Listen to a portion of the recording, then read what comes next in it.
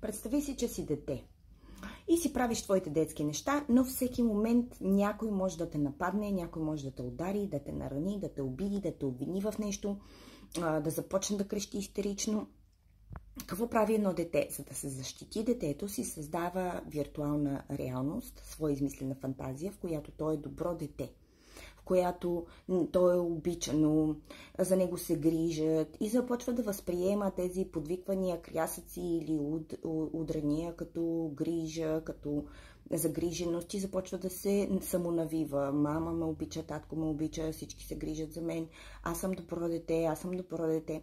И когато му зададат въпрос, то започва да измисля, защото всеки път, когато му зададат, започва да става автоматично поведение, да се измисля истории, да лъже, само и само да излезе в ролята на доброто дете, за да не бъде наранено, за да не бъде ударено, за да не бъде обидено отново.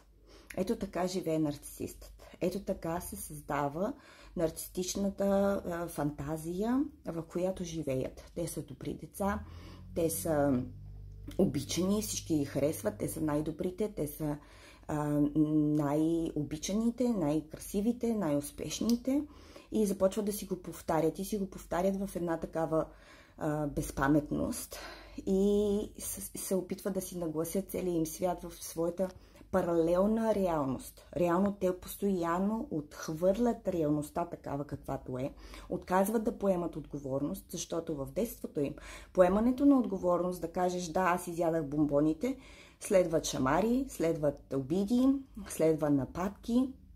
Затова по-добре да кажеш не съм ги виждал, не ги знам къде са били тези бомбони, не съм ги ял. И така, то започва когато този механизъм се повтаря постоянно и постоянно, това дете се превръща във възрастен, който е патологичен лъжец. Дори без да има смисъл, дори без никой да го напада, то лъже, то изкривява реалността, то се опитва да не поеме отговорност, да избяга от всякакъв вид поемане на отговорност и всякакъв вид поемане на вина за нещо, защото това в неговото съзнание и подсъзнание е свързано с болка, с отхвърляне. Да не покаже, че е уязвим, да не покаже, че го боли, че плаче, защото ако покажеш, че те боли, може да дойде още наказания, още крясъци, още нападения, колко си слаб, ти си слабак, ти си пиклю, ти си бебе. И всичкото това е подсъзнателно заложено в ума на нарцисиста и той избягва всякаква уязвимост. В момента, в който се почувства привързан към някого, той чувства, че ще бъде наранен, затова напада, затова обижда, затова бяга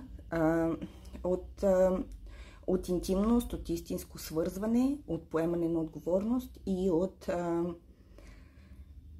от свързаност с някакъв вид отпускане в отношенията. Казвам ви го, за да го имате в предвид, когато се опитвате да разберете нарцисиста. Това не го оправдава.